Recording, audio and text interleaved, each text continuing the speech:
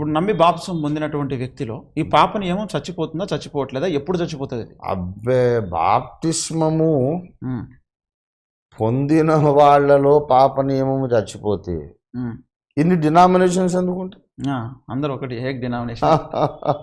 ఇన్ని అక్రమాలు అతిక్రమాలు, క్రైస్తవుల్లో కూడా కొన్ని బలహీనతలు పాపాలు ఎందుకుంటాయి? ఉమ్, బాప్తిస్మం పొందినప్పుడు ఈ పాప నియమాన్ని అదుపు చేసుకొని దాన్ని ఫైనల్గా దాన్ని విడిచిపెట్టి వెళ్ళిపోయి ఆ ప్రాసెస్ స్టార్ట్ అవుతుంది అంతే. ఉమ్, ఉమ్. మరి క్షమించబడ్డము అని చెప్పేది అవును, నమ్మేటువంటి ఒక విశ్వాసమే తప్ప అప్పుడే కంప్లీట్గా క్షమాపణ ఉంది అంటే దేవుని ఉగ్రత ఉండదు. వీడిగా నా పవిత్రీకరణ శాంక్టిఫికేషన్ ప్రాసెస్లోకి వచ్చాడు కనుక స్టార్ట్ అయిపోయింది కాబట్టి కనుక నేను మీ మీద కోపంగా ఉండను. ఓకే, అది క్షమాపణ. ఓకే. నా కోపం చూపించను, కోపం మానేస్తాను.